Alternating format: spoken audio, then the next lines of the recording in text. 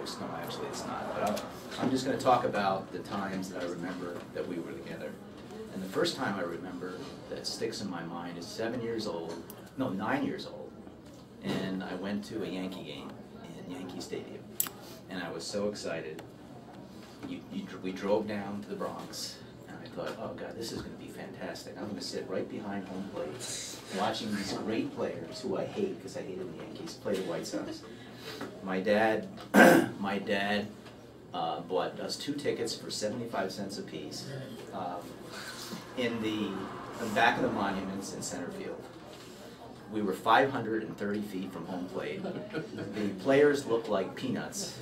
I could barely see them. And I said to my dad, because he was a good liar, I said, Dad, can anyone hit a home run here? Is there a possibility that we could find one? He goes, oh no, that happens all the time. I read later that maybe 3 or 4 players in the history of the game ever hit one there. But I do remember that. I also remember going for a sandwich. We went to a deli, and we went to an incredible deli in New York City at that time, but I still remember that. Next thing I remember was 12 years old, living in Hampton Manor, becoming a hoodlum, going with my friend Matty Ryan, going into the woods, and throwing peaches at cars as they drove by on the freeway. And we hit them and we would hit these cars on the top of their roofs with these gigantic peaches, and we would smoke cigarettes. And I thought I was really cool because I was going to be a gangster.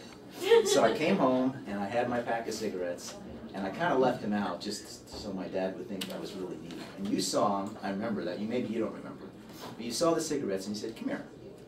And you said, smoke one right now. Well, little did I know, I wasn't smoking, I wasn't inhaling, I was just bringing it in and bringing it out. He said, smoke the cigarettes in here, let's see if you can smoke. So I inhaled and got sick to my stomach. And I never smoked cigarettes again, and I never threw peaches again. And it saved me from being a hoodlum, I think. Then, I remember I was 16, flunking out of high school, and you were ticked off. I was a sophomore in high school, and you were angry. And I didn't care about school. I wanted to be a baseball player or whatever. Who knows? I didn't care. And you said to me 2 things. 1, you have no choice. You're going to college. I don't know how you're going to get to college, but you're going to go. And number 2, if you don't get good grades, I'm going to send you to military school. And I remember, do you remember saying that to me? And I remember saying to you, Dad, what is military school? You have no idea where that is. And you said, I don't care. If you don't get good grades, you are going to end up going to military school, and you're going to end up, and you're going to have to live away from home and march and go into the armed forces, and your life is going to change. Scared me silly, so I was able to graduate. Next thing I remember was I was in law school. I met Candace. I was I was finishing my 2nd year. Felt really bad because I went to the racetrack for the month of June and spent my entire tuition on the racetrack and lost everything. And I remember going to you remember this. I came to you and I said, Dad, I got bad news for me and for you. And you said, well, what's the bad news? And I said, I'm never going to be a lawyer because I spent my entire tuition at the racetrack. And you said to me, first of all, you're a dummy, you bet on the wrong horses. And second of all, I'm going to give you a deal. And my deal is I'm going to pay for your tuition, but you have to promise me that you don't go to the racetrack anymore. And I listened to him, and I ended up getting through law school because of him.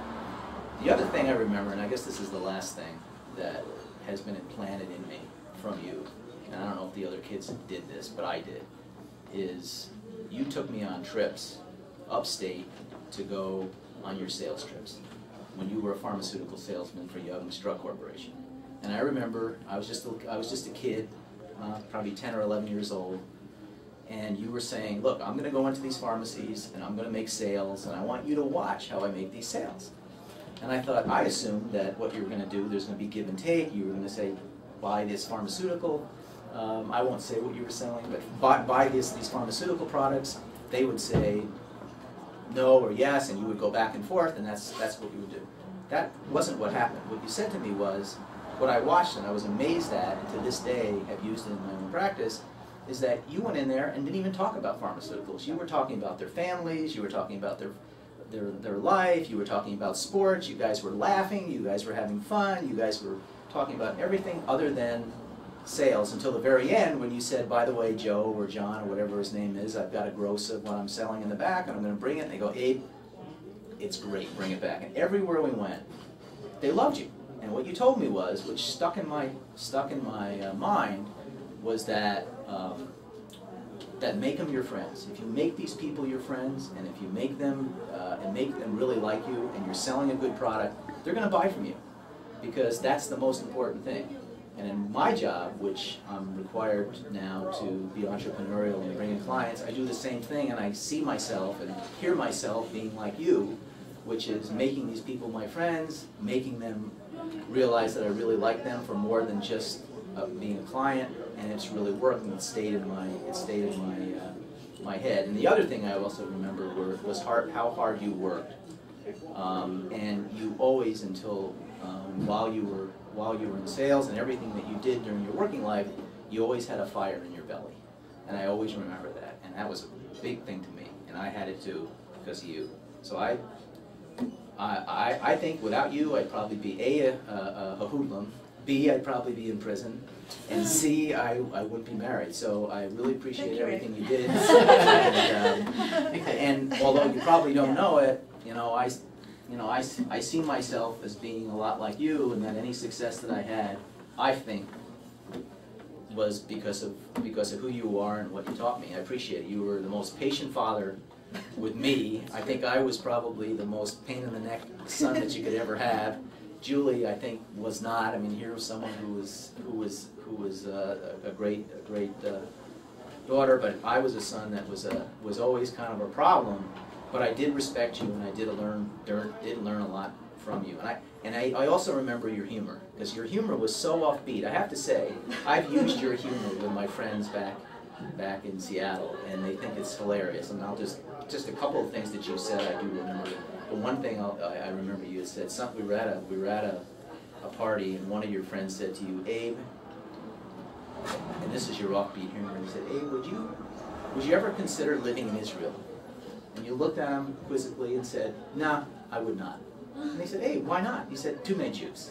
It was just the kind of humor that you had, and I appreciate all that, and I've always tried to copy your humor, but never as much as you. So I just want you to know that you've been a great dad, that I haven't had the opportunity as your two other children have had to be with you as much, because I've been back on the West Coast, but you're always with me, and whatever I do, both in I always felt in my career that was what you always said, that's so important to me, you don't know what that means to me, and whatever I do, to a certain extent, I'm doing it because of you, and I thank you for that.